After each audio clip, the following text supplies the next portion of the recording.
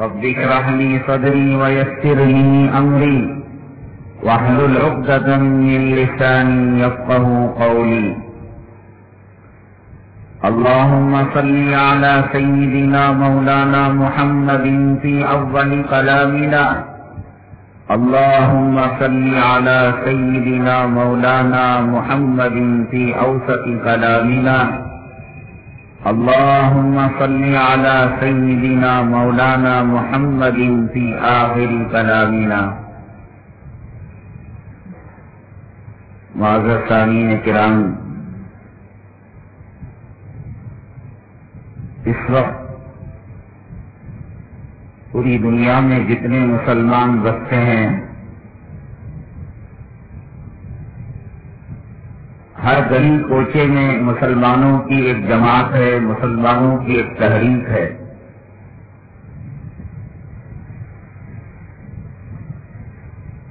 آج کا یہ جو بیان ہے، اللہ سے ہدایت طلب کر کر، تنگ نظری تعصب کا چشمہ اتار کر، دعا کر کر اللہم ارنا الحق حقا وارنا الباطل باطلا وارزقنا اجتنابا. اے اللہ، حق کو حق بتا اور اس پر چلنے کی توفیق نصیب فرما. اے اللہ، باطل کو باطل بتا اور اس سے بچنے کی توفیق نصیب فرما. حضرات، بڑے پرفتن دور میں ہم زندگی گزار رہے ہیں. قدم قدم پر امتحان، قدم قدم پر ڈاکو رہزن، ہمارے ایمان پر، ہمارے عقیدے پر، ہمارے دین کی روح پر ڈاکہ ڈالنے والے، ہماری عفتوں اور پاک دامنیوں کی چادر کو چاک چاک کرنے والے. بارش کے قطرے کم ہیں، ریت کے ذرات زیادہ ہیں. اور میں نے گزشتہ جمعہ ایک بات عرض کی تھی، کئی وجوہات سے اللہ تعالیٰ دل پر مہر لگا دیتے ہیں، ٹھپا لگا دیتے ہیں، اور انسان حق بات قبول کرنے سے کتراتا ہے.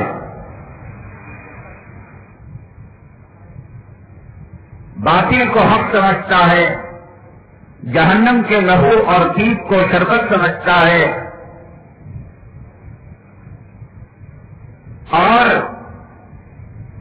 سماج، سوسائٹی اور معاشرے کے رسوم اور رواج کو دین سمجھتا ہے. میں نے سورہ توبہ کی آیت کا حوالہ دیا تھا، انما السبیل علی الذین یستأذنونک وهم اغنیاء رضوا بأن یکونوا مع الخوالف وطبع اللہ علی قلوبہم. اللہ فرماتے ہیں یہ غنی لوگ اور یہ مالدار لوگ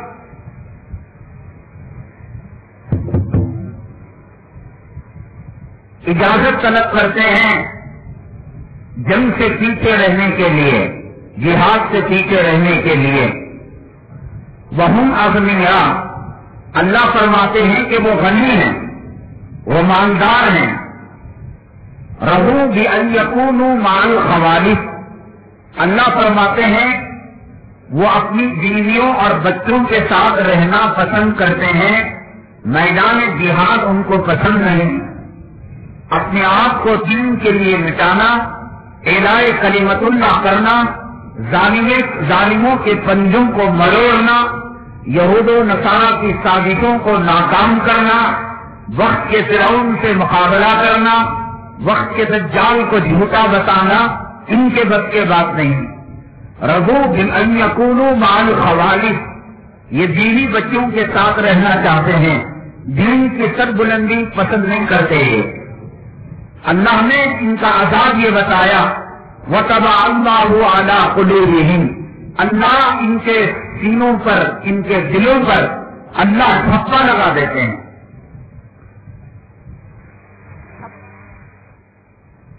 اللہ اگر ٹھپا لگا دیں تو پھر نہ قرآن سمجھ میں آئے گا، نہ حدیث سمجھ میں آئے گی.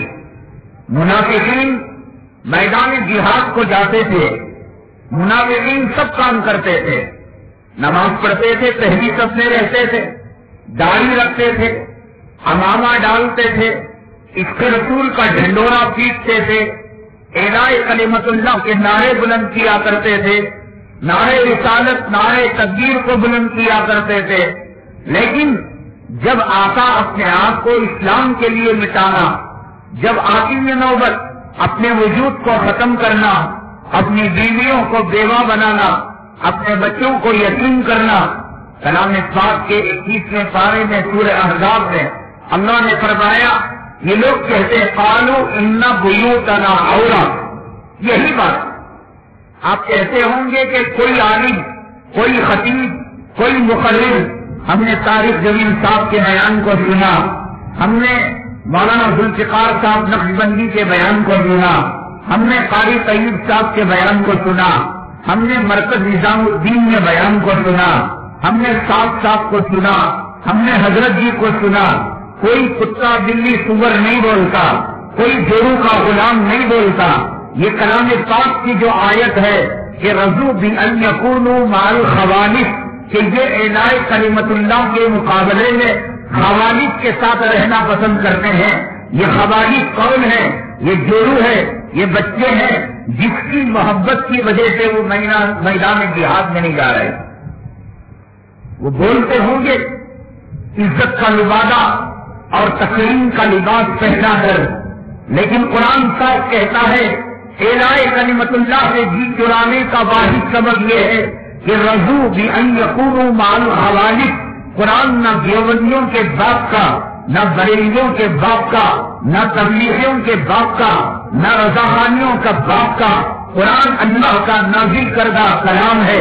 قرآن کو جبریل امین نے اللہ سے لیا اور جبریل امین نے پیغمبر جناب محمد رسول اللہ صلی اللہ علیہ وسلم تک پہنچایا.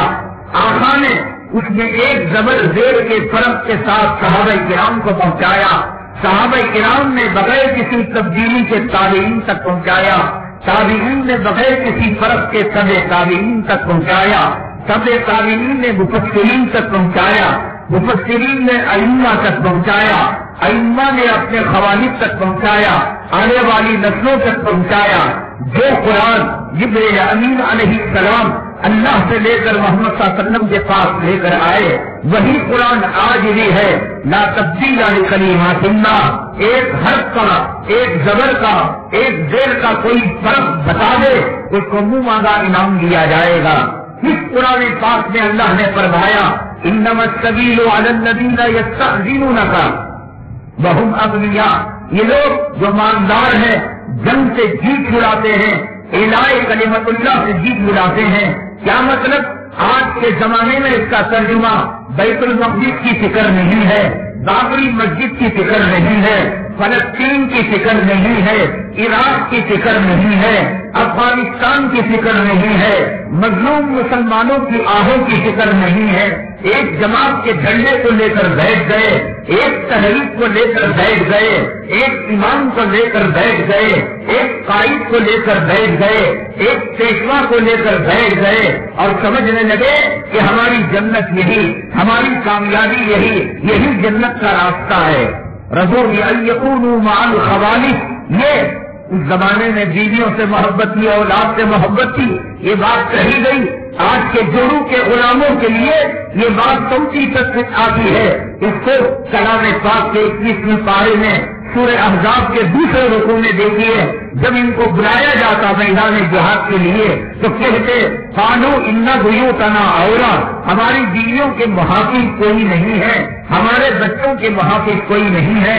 میرا اللہ کہتا ہے وما ہی بعورہ، وہ خالی گھر نہیں ہے، ان میں ان کی بیویوں کے بچوں کے محافظ موجود ہیں. یریدون الا فرارا. یہ منافق میدان جنگ سے بھاگ جانا چاہتے ہیں.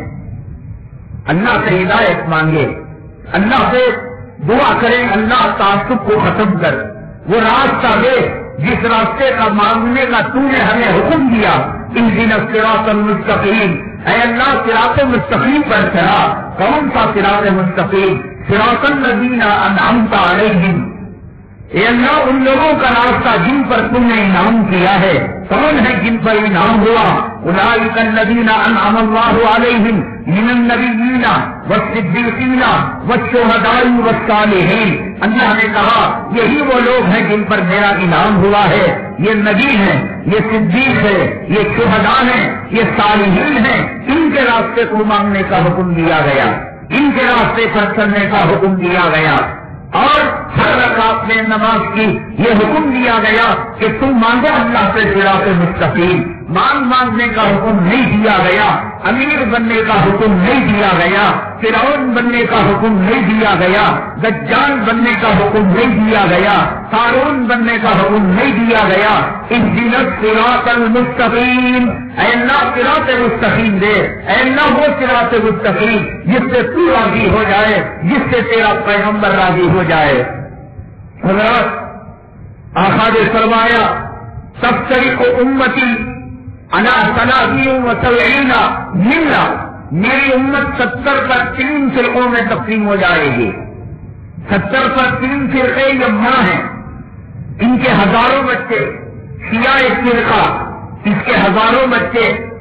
اور یہودی ایک فرقہ، اس کے ہزاروں بچے. نصارہ ایک فرقہ، اس کے ہزاروں بچے. یہ 70 پر 3 جو بتایا گیا، ماؤں کو، دادیوں کو، ان کی جڑوں کو بتایا گیا. ورنہ میرے محلے میں، میری گلی کوچے میں 80 پر 5 فرقے ہیں. کیا حدیث جھوٹی ہو گئی؟ جو آقا نے کہا کہ 70 پر 3 فرقے.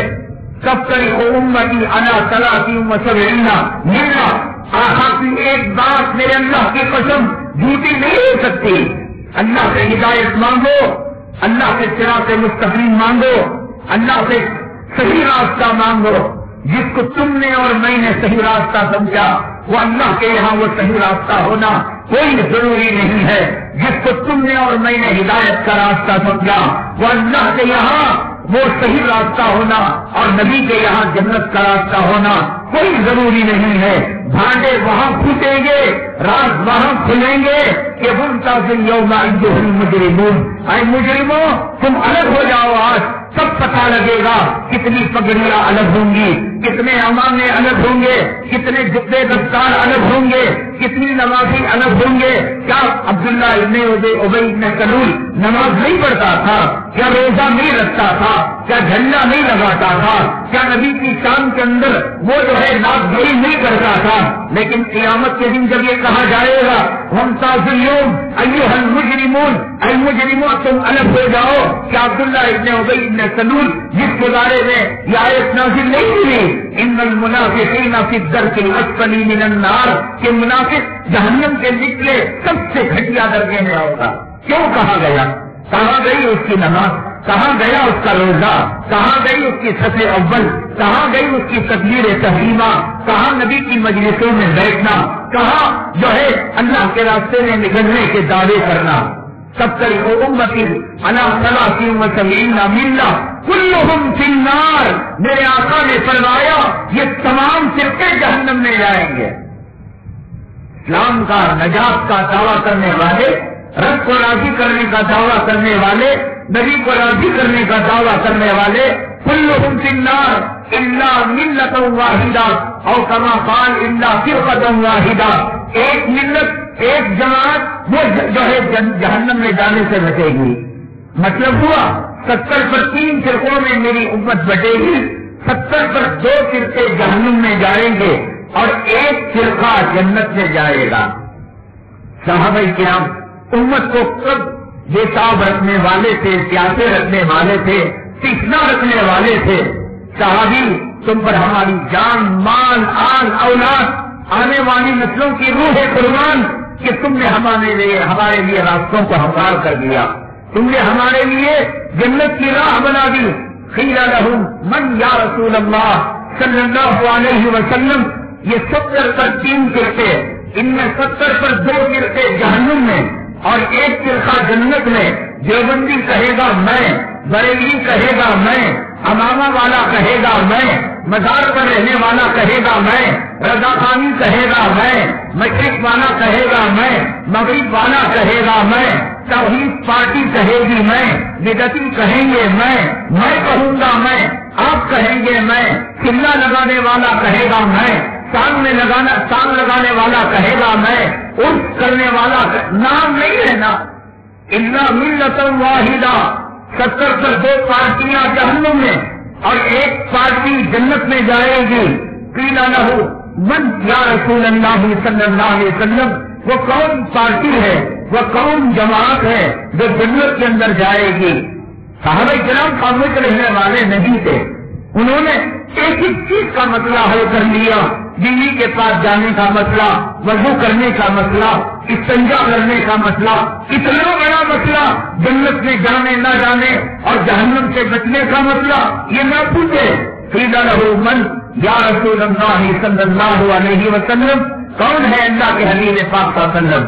کل حزب بما لدیہم فرحون، دنیا میں جتنے فرقے ہیں اور دنیا میں جتنی جماعتیں ہیں اور دنیا میں جتنی پارٹیاں ہیں، آج لوگ کہتے ہیں نا کہ بھائی اس مسجد میں جاؤ وہ عرف کا بیان کرتا ہے، اس مسجد میں جاؤ وہ چلا چھٹی کا بیان کرتا ہے، اس مسجد میں جاؤ وہ بھائی بزرگ دوستوں کا بیان کرتا ہے، وہ اس مسجد میں جاؤ وہ جہاد کا بیان کرتا ہے، اس مسجد میں جاؤ وہ تصوف کا خانقاہ کا بیان کرتا ہے، اس مسجد کے اندر جاؤ وہ شرک سے بیزاری کا بیان کرتا ہے، اس مسجد کے اندر جاؤ وہ جھنڈے اور فاتحہ کا بیان کرتا ہے.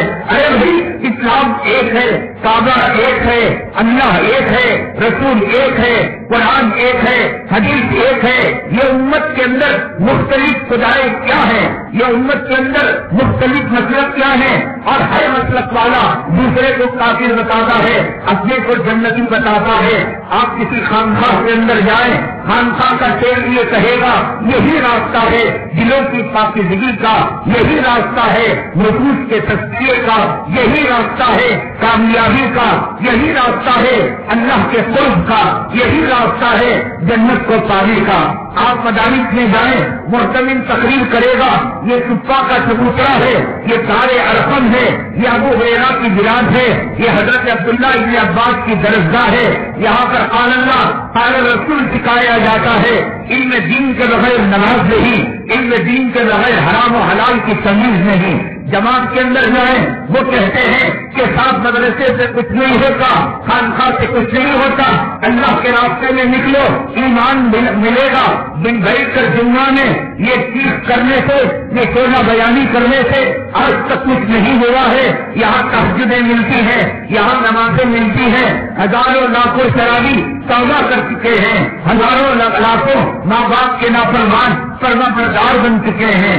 دیوبندی کے پاس جاؤ، دیوبندی کہے گا وہ کبھی راستہ ہمارا راستہ ہے. قاسم نانوتوی رحمت اللہ علیہ نبی کریم صلی اللہ علیہ وسلم کے اشارے پر انہوں نے دارالعلوم دیوبند کو قائم کیا، انہوں نے مجاہدین کے دستے کو پیدا فرمایا، انہوں نے انار کے درخت کے نیچے 2 محمودوں کو جنم دیا جس نے انگریزوں کو اس دیش سے بھاگ کا قرار دیا. بریلی کے اندر جائیں، امام احمد رضا خان کہتے ہیں کہ ہمارے یہاں عشق رسول ہے، ہمارے یہاں محبت رسول ہے. نماز محبت کے بغیر نہیں ہوتی، ضرور عشق کے بغیر نہیں ہوتا. تم زندگی بھر عبادت کر لو، محبت کے بغیر تمہاری عبادت قبول نہیں ہے. آپ چلے جائیں جماعت اسلامی مولانا ابو الاعلیٰ مودودی کے ساتھ، وہ کہیں گے اسلامی حکومت قائم کیے بغیر یہ تمہاری نمازیں بیکار ہیں، یہ تمہارے روزے بیکار ہیں. نبی مکہ مکرمہ کے اندر 13 سال تک جدوجہد کرتے رہے، لیکن جب مدینہ طیبہ آئے تب جا کر اسلام مکمل ہوا. اس لیے کہ خلافت اسلامیہ اور مملکت اسلامیہ کی بنیاد بڑی. پہلے تم یہاں سے ہندوازم کو ختم کرو، ہندو راج بننے کے آپ کو تم ختم کرو، یہودیت کو ختم کرو، عمارت کو قائم کرو، خلافت کو قائم کرو. اس مسجد میں جاتے ہیں لگتا ہے یہ طریقہ صحیح ہے، اس مسجد میں آتے ہیں لگتا ہے یہ طریقہ صحیح ہے. اس کے رسول کی بات بھی صحیح ہے، تبلیغ کی بات بھی صحیح لگتی ہے، دیوبندیوں کی بات بھی صحیح لگتی ہے، بریلیوں کی بات بھی صحیح لگتی ہے. حتیٰ کہ اگر کوئی بھول چوک کر قادیانوں کے بابت خانے میں الیاذ باللہ ہم جان بوجھ کر مسجد کا نام لے رہے ہیں، خدا نہ کرے ان کے نام نہاد مسجد میں چلا جائے، وہ ایسے دلائل دیں گے، وہ ایسے براہین دیں گے، وہ ایسے ثبوت دیں گے، لگے گا کہ نبی کے بعد نبوت باقی ہے، رسول کے بعد رسالت باقی ہے. آپ چلے جائیے سیاسی محفل میں محرم کے اندر وہ پرجوش اور شورا بیانی سے کام لیں گے. آپ کو لگے گا کہ ہر میدان کو کربلا بنانے کی ضرورت ہے. زمانہ یزیدی زمانہ ہے, حسین بننے کی ضرورت ہے, کتنوں کو ختم کرنے کی ضرورت ہے. ہزاروں فرقے ہیں, ہزاروں جماعتیں ہیں. میں بھی کہتا ہوں جنتی, تبلیغی بھی کہتا ہے جنتی, جماعت اسلامی کہتا ہے جنتی, بریلی کہتا ہے جنتی, مودودی کہتا ہے جنتی. حضرات صراط مستقیم اللہ سے مانگیے, نہ تبلیغ مانگیے, نہ دیوبندیت مانگیے, نہ بریلیت مانگیے, نہ مودودیت مانگیے, نہ قادیانیت, نہ شیعیت. اللہ سے کہے اہدنا الصراط المستقیم صراط الذین انعمت علیہم, اے اللہ ہمیں صراط مستقیم پر چلا. کون صراط مستقیم؟ صراط الذین انعمت علیہم, ان لوگوں کا راستہ جن پر تیرا انعام ہوا ہے, نبیوں پر, صدیقین پر, شہداء پر اور صالحین پر. یہ چیز آپ مانگا کیجیے. یہ تبلیغ پرستی, یہ دیوبندیت پرستی, یہ رضاخانیت پرستی, یہ بریلیت پرستی تباہ کر کے رکھ دے گی, مسلمانوں کو برباد کر کے رکھ دے گی. نبی جانتے تھے, نبی قیامت تک آنے والے تمام فطروں کا ذکر کیا ہے. نبی نے کہا فلاں جھوٹے نبی پیدا ہوں گے. اسود انسی کا نام لیا, مسیلمہ کذاب کا نام لیا, دجال کا نام لیا, امام مہدی کا نام لیا. آپ قیامت کے قریب آنے والے دجال کا نام لے سکتے ہیں, قیامت کے قریب آنے والے حضرت عیسیٰ کا نام لے سکتے ہیں, قیامت کے قریب آنے والے امام مہدی کا نام لے سکتے ہیں, قیامت کے قریب آنے والی وہ عورتیں جو سر کے اندر چولا باندھتی ہیں ان کا نام لے سکتے ہیں, قیامت کے قریب وہ عورتیں جو لباس پہن کر ننگی رہنے والے ہیں ان کا نام لے سکتے ہیں. نبی ان قاریوں کا نام لے سکتے ہیں جو قرآن کو بناؤ سنوار کر گانے کے طرز پر پڑھتے ہیں. نبی نے ایک ایک فتنے کا نام لیا, نبی نے ایک ایک گناہ کا نام لیا, نبی نے ایک ایک جو ہے معصیت کا نام لیا.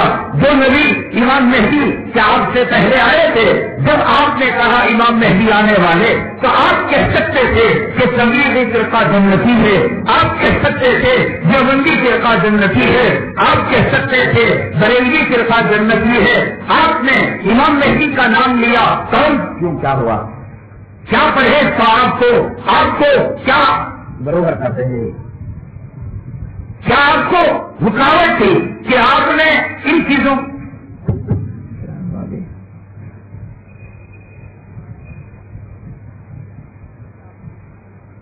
کوئی رکاوٹ تھی آپ کو؟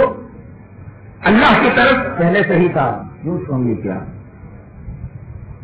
اللہ کی طرف سے وہی آئی تھی کہ آپ کسی جماعت کا نام نہ لیں, کسی فرقے کا نام نہ لیں, کسی تحریک کا نام نہ لیں. امام مہدی کے تعلق سے روایتیں ہیں ہی ہیں, حضرت عیسیٰ علیہ السلام کے تعلق سے روایتیں ہیں نہیں ہیں, دجال کے تعلق سے روایتیں ہیں نہیں ہیں. آپ نے یہ نہیں بتایا مساجد عامرہ وہیہ خراب کہ مساجد پوری پکوا عمارتوں کے اندر ہوں گی لیکن وہ ہدایت سے خالی ہوں گی. ان مسجدوں کا نام لیا نہیں لیا آپ نے؟ کیا آپ نے نہیں فرمایا کہ علماء سوء پیدا ہوں گے؟ کیا آپ نے نہیں فرمایا نفسانی خواہشات پر عمل کیا جائے گا؟ جناب محمد رسول اللہ صلی اللہ علیہ وسلم نے قیامت کی جو نشانیاں بتائی اور قیامت کی جو علامتیں بتائی, ایک ایک علامت آج آنکھوں سے دیکھنے کو ملتی ہے. آپ پر رہی آئی دجال آیا تھا یا آنے والا ہے؟ آنے والا ہے. دجال کا تذکرہ روایت میں ملتا نہیں ملتا, حضرت عیسیٰ علیہ السلام کا تذکرہ ملتا نہیں ملتا, امام مہدی کا تذکرہ ملتا نہیں ملتا, قیامت کے فتنوں کا تذکرہ نہیں ملتا نہیں ملتا, جھوٹے نبیوں کا, جھوٹے رسولوں کا تذکرہ ملتا نہیں ملتا, ہدایت کے سب چشموں کا تذکرہ ملتا نہیں ملتا. اور اہل قرآن آئیں گے, نبی نے فرمایا, اہل حدیث آئیں گے, نبی نے فرمایا بارش کے خطرات جتنے آتے ہیں اتنے فتنے آئیں گے.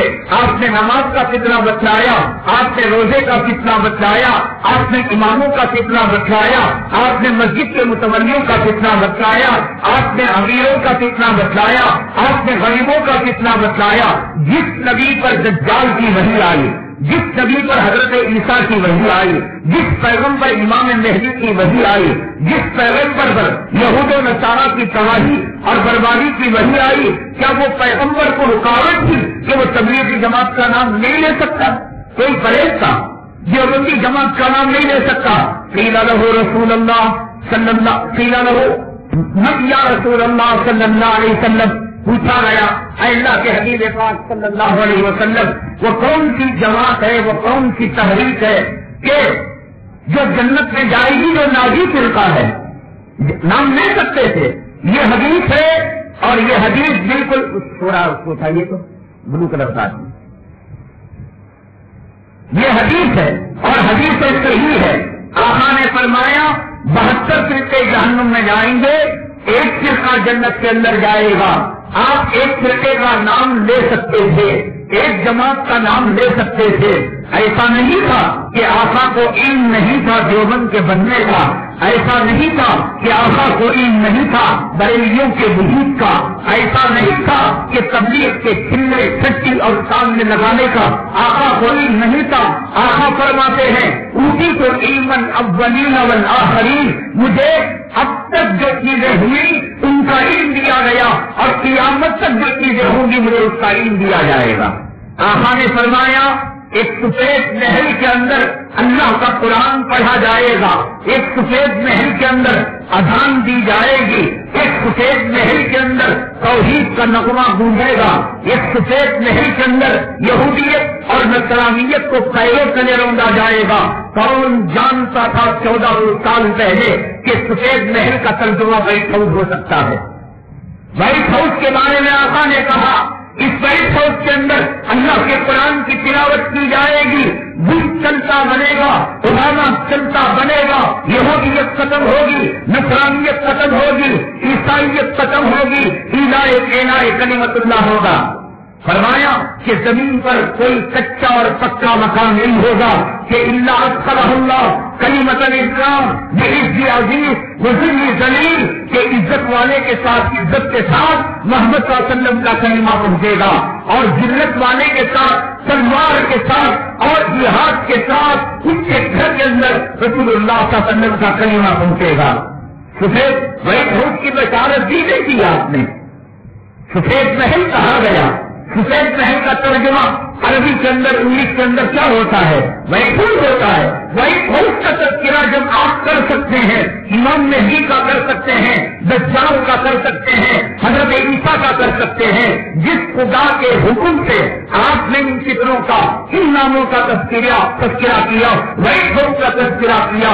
قیل لہ من یا رسول اللہ صلی اللہ علیہ وسلم، پوچھا گیا ایک فرقہ ناجی، ایک ناجی جماعت، ایک نجات پانے والی جماعت وہ کون ہے؟ اب لے سکتے تھے نام، دجال جیسا نام لیا، ابو لہب جیسا نام لیا، عتبہ جیسا نام لیا، شیبہ جیسا نام لیا، اور منافقوں کا نام لیا، منافقوں کی کارکردگی کو بیان کیا، صحیح جماعتوں کا آپ نے تذکرہ کیا. آپ نے فرمایا لا تزال طائفۃ من امتی منصورین علی الحق، کہ اس امت کے اندر ایک طبقہ ہوگا، ایک جماعت ہوگی، اس پر اللہ کی مدد ہوگی، اللہ کی نصرت ہوگی. عادل کا عداوت کو نہیں مٹا پائے گا، ظالم کا ظلم کو ختم نہیں کر پائے گا. ساری دنیا جانتی ہے یہ طبقہ کون ہے. یہ طبقہ چیکڑا اڑانے والا طبقہ ہے، یہ طبقہ اپنے وجود کو مٹانے والا طبقہ ہے، یہ طبقہ امریکہ کے ناک میں جنگ کرنے والا طبقہ ہے، یہ طبقہ مسجد اقصی کو آزاد کرنے والا طبقہ ہے، یہ طبقہ بابری مسجد کی فکر کرنے والا طبقہ ہے، یہ طبقہ عالم اسلام کے مسلمانوں کو ستانے پر ان کے وجود کو دہلانے والا طبقہ ہے، یہ طبقہ قیصر و کسریٰ کے کنگنوں کو ہلانے والا طبقہ ہے. ساری دنیا جانتی ہے. آقا نے جب اس طبقے کا نام لیا کہ یہ طبقہ وہ ہے کہ اس پر اللہ کی مدد اور اللہ کی نصرت ہمیشہ رہے گی، ظالم کا ظلم اس کو نہیں مٹا پائے گا، عادل کا عدم کو ختم نہیں کر پائے گا. اور فرمایا قیامت تک یہ طبقہ یہودیوں کو ستاتا رہے گا، نصارہ کو ستاتا رہے گا. کون طبقہ ہے؟ کیا دیوبند کا فارغ امریکہ سے لڑ رہا ہے؟ کیا بریلی کا فارغ ان کو فتوانی کرنے والا کیا بیت المقدس کی فکر کر رہا ہے؟ چلا لگانے والا، سال لگانے والا برا نہ مانے میں قاضی ہوں، قاضیت کا نام لے رہا ہوں، میں پکا دیوبندی ہوں، دیوبند کی گستاخی کو میں برداشت نہیں کر سکتا، میرے ماں باپ کی گستاخی کو برداشت کر لوں گا. میں نام لے رہا ہوں تعصب کا جذبہ نکال کر ہدایت کی بھیک مانگ کر آپ جو ہے حق کے راستے کو طلب کرے کہ کون آج ان سے برسر پیدار ہے, کون ان کو للکار رہا ہے, کون ان کے ہیلی کاپٹر کو نشانہ بنا رہا ہے, کون ان کے تابوتوں کے اندر کڑی لاشوں کو امریکہ کو واپس اللہ کے لیے بتاؤ مر کر اللہ کو جواب دینا ہے. عرف کرنے والے, قوالی کرنے والے, کھلوں میں جانے والے, سال لگانے والے, دیوبند سے اقتا کی سند لینے والے, دارالعلوم نقط العلماء سے نظری کی سند لینے والے, سہارنپور مظاہر سے مظاہری کی سند لینے والے, دارالسلام امر آباد سے عمری کی سند لینے والے, سبیل الرشاد سے رشادی, کون ہے وہ طبقہ مجھے بتاؤ. میرے میڈیا کو دیکھتے ہو تم دیکھتے ہو کون امریکہ کے انعام میں دم کیا ہوا ہے. امریکہ نے چین کے خلاف ڈالروں کا 20 لاکھ ڈالر کا 2 کروڑ ڈالر کا انعام قاسم نانوتوی کے شاگردوں پر, امام محمد رضا خان کے شاگردوں پر, حضرت امام الحسن رحمۃ اللہ علیہ کی جماعتوں پر, یا سبیل الرشاد کے قائدین پر, یا عرف قوالی کرنے والوں پر, یا توحید جماعت پر, کون جماعت ہے کہ جس پر وقت کا امریکہ, وقت کا فرعون, وقت کا دجال انعام دے رکھا ہے. یہی سے اندازہ لگا لو کون سی وہ جماعت ہے, وہ کون سی پارٹی ہے جس پر اللہ کی مدد. جب آپ نے اس پارٹی کا تذکرہ کیا, دنیا والے دہشت گرد کہیں, دنیا والے ٹیررسٹ کہیں, دنیا والے ان کو چور کہیں, اچکا کہیں, یہ تو میڈیا کی دین ہے. میڈیا نے ذہن کے اندر یہ بات بنا دی, ورنہ امریکہ نے ناگاساکی پر جو بمباری کی آج بھی اس کے زہر کی وجہ سے معذور اولاد پیدا ہو رہی ہے.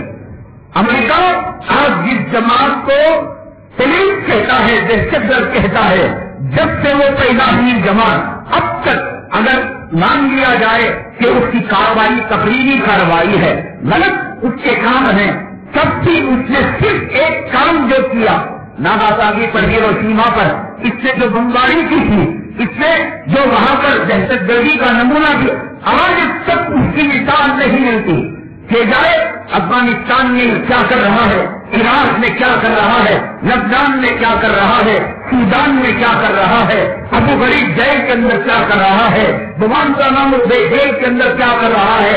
اس کارناموں کے خط نظر صرف اس کی دہشت گردی کے لیے یہی اس بات کا کون سے برسر پیدا ہے, کون امریکہ سے لڑ رہا ہے. تبلیغی جماعت, دیوبندی جماعت, بریلی جماعت, خانقاہوں میں رہنے والے, عرف کرنے والے, قوالی کرنے والے, آسمی برادری, نجی برادری, مظاہری برادری, اور کون سی برادری ہے بتائیے. نبی نے نام نہیں دیا لیکن نبی نے اس جماعت کی نشاندہی کی, فرمایا لا تزال طائفۃ من امتی منصورین علی الحق, کہ ایک امت, میری امت میں جماعت ایک طبقہ ہے جس پر اللہ کی مدد, اللہ کی نصرت شامل حال ہے. کھلا نظر آ رہے ہیں. کون ہندوستان کی فوجیوں کو چنے چبانے پر مجبور کر رہے ہیں. کون کون چین مجاہدوں کی شکل میں آ کر سینکڑوں فوجیوں سے مقابلہ کر رہے ہیں. کون ہیں جو امریکہ کی لاشوں کو صحیح گلی تابوت کے اندر بند کر کر 9 سال ہو کر آج وہ اقرار کر رہا ہے کہ ہم ان کے مقابلے میں روک نہیں سکتے, بھاگنے کے راستے دیکھ رہا ہے. تحسبهم جميعا وقلوبهم شتى, میرے اللہ نے کہا آج یہ بھیک مانگ رہا ہے, آؤ رشیا تم مدد کرو, آؤ برطانیہ تم مدد کرو. لگتا یہ ہے کہ یہ ناٹو کی فوج ہمارے مجاہدین اور مسلم ممالک پر حملہ کر رہی ہے. تحسبهم جميعا, قرآن کہتا ہے کہ تم ایک جسم سمجھتے ہو, وقلوبهم شتى, ان کے دلوں میں اختلاف ہے. اب ان کے دلوں کے اندر دراز پر تیزی ہے. وہ کہتے ہیں ہم امریکہ کے مفاد کے لیے اپنے فوجی کو کیوں مارے, ان کے تابوت ہم کیوں واپس لیں. ہر آئے دن ذلت, ہر آئے دن پسپائی.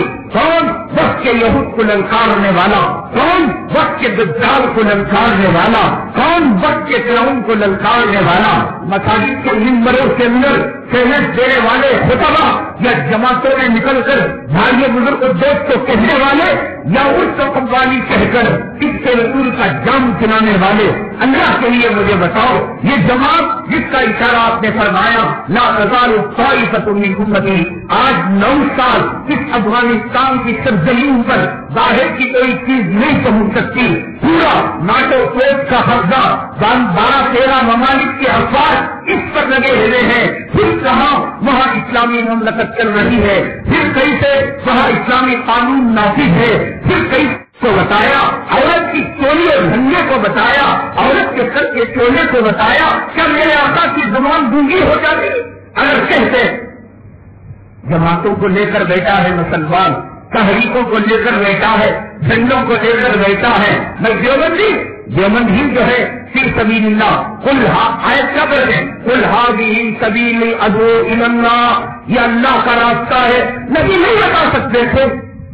اگر نبی نے نہیں بتایا، نبی نے کسی چیز کو عام کیا اور امت اس کو متعین کر لیتی ہے تو یہ بدعت ہے. نبی نے درود کو عام کیا. آپ پاکی کی حالت میں چلتے پڑھیے، بیٹھتے پڑھیے، لیٹتے پڑھیے، سواری میں پڑھیے، مسافرت میں پڑھیے، مقیم ہو کر پڑھیے، مرد پڑھے، عورت پڑھے. عام کیا نہیں کیا؟ اب بریلیوں کو بدعتی کیوں کہتے ہیں؟ نبی نے جس درود کو عام کیا، بریلیوں نے اس درود کو خاص کیا جمعہ کے بعد. ان کو کیا حق تھا؟ کس کے باپ نے ان کو حق دیا کہ جمعہ کی نماز کے بعد اس درود کو وہ خاص کرے؟ ابھی درود پڑھنا تھا. کیا کہتے ہیں؟ یہود کی تعریف کرتے، عیسائیوں کی تعریف پر یہی تو کہتے ہیں یا نبی سلام علیکہ یا رسول. کیا غلطی ہے اس میں؟ نبی پر سلام، نبی پر درود، فجر کے بعد درود، جمعہ کے بعد درود، عصر کے بعد بات. جب تو نبی نے جس چیز کو عام کیا کہ کسی وقت بھی تم پڑھ سکتے ہو، کوئی بھی پڑھ سکتا ہے، تو نبی نے جس چیز کو عام کیا امت اس چیز کو خاص نہیں کر سکتی، محدود نہیں کر سکتی. امت اس کو نماز، نبی نے مصافحے کو عام کیا، معانقے کو عام کیا کہ مسلمان ایک دوسرے مسلمان کو ملے، سلام. اللہ کے لیے شریعت کا مزاج سمجھو، اللہ کے لیے دین کا مزاج سمجھو، دین کا مزاج سمجھو. ارے وہ گھوڑا جو آگ پر پٹی باندھتا ہے، نکالو اس پٹی کو. زمانہ ہیٹک ہو چکا ہے، زمانہ ماڈرن ہو چکا ہے. آج کا منافق ماڈرن ہے. نبی کے زمانے میں منافق وہ تھا جو دوہری چال چلتا تھا. وَإِذَا لَقُوا الَّذِينَ آمَنُوا قَالُوا آمَنَّا، وہ ضد میں ہوتا کہتا میں مومن. وَإِذَا خَلَوْا إِلَىٰ شَيَاطِينِهِمْ قَالُوا إِنَّا مَعَكُمْ، اور جب اپنے شیطانوں کے پاس جاتا تو کہتا میں تمہارا. وہ صرف ایک جھوٹ کہتا نبی کے زمانے کا منافق. مسجد میں ہوتا تو مسجد والوں اور شیطان کے پجاریوں کے ساتھ ہوتا تو کہتا میں شیطان کا پجاری. آج کا زمانہ ہائی ٹیک زمانہ. اب جو منافق آ رہا ہے ہائی ٹیک زمانے کا ڈیجیٹل منافق ہے.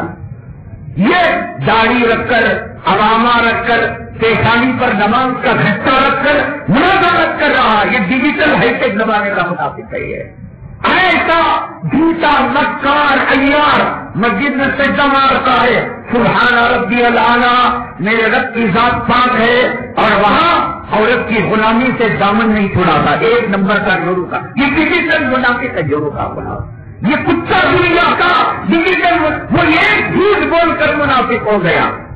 قرآن نے صرف مجبور کر دیا وَإِذَا لَقُوا الَّذِينَ آمَنُوا قَالُوا آمَنَّا، مومنوں کے ساتھ ہوتے تو کہتے ہیں مومن.